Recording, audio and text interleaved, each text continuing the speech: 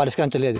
ఈ స్థలాన్ని 3 భాగాలు వేస్తాం, దానివల్ల 30,000 రూపాయలు మీరు కట్టాలా అని చెప్పేసి అంటే, నా 2 సెంట్లు నాకు గవర్నమెంట్ ఇచ్చిన స్థలాన్ని నేను ఎందుకు కట్టుకోవాలా, నా స్థలం నాకే కావాలని చెప్పేసి ఈవిడ కూడా ఆ పంచాయతీ పెద్దలు కూడా అంగీకరించలేదు. తర్వాత దాని వాయిదా పడింది. మొన్న పాకేసుకుందాం అన్న తర్వాత కూడా ఆయన తిట్టడం కొట్టడం చేస్తుంది. ఈరోజు ఆవిడ స్థలంలో ఆవిడ వచ్చి పాకేసుకున్నది కాబట్టి ఆవిడ న్యాయం చేయమని కాంగ్రెస్ పార్టీ అండగా ఉంటుందని చెప్పి మేము సపోర్ట్ జరుగుతుంది. ఈరోజు ఈ విషయాన్ని ఎంఆర్ఓ గారికి, అవసరమైతే కలెక్టర్ గారు కూడా మేము రేపు సొందలో కూడా ఇవ్వడం జరుగుతుంది. కాంగ్రెస్ పార్టీ పక్షాన్నే అవసరమైతే ఈ సమస్యని కాంగ్రెస్ పార్టీ కమిటీ తరపున మా అధిష్టాన్ని కూడా తెలియపరుస్తాం. రాహుల్ గాంధీ గారు కూడా ఈ విషయాన్ని కూడా తెలియపరచ జరుగుతుంది.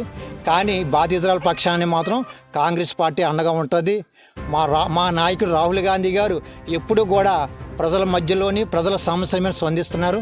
మేము కూడా ప్రజల సమస్యల మీద, ప్రజల యొక్క కార్యక్రమంలో ప్రజల మధ్యలో ఉండడం జరుగుతుంది. ఒక్క చింతలండి, నెమ్ము రమణ నా భూమి ఆక్రమిస్తున్నాడండి. గవర్నమెంట్ ఇచ్చేట 20 సంవత్సరాలు అవుతుందండి. స్థలం లేదంటున్నారండి. నాకున్న స్థలం నాకు లేకపోవడం ఏంటని నేను అంటున్నానండి. చేశానండి చేస్తే కట్టుకోమంటున్నారండి.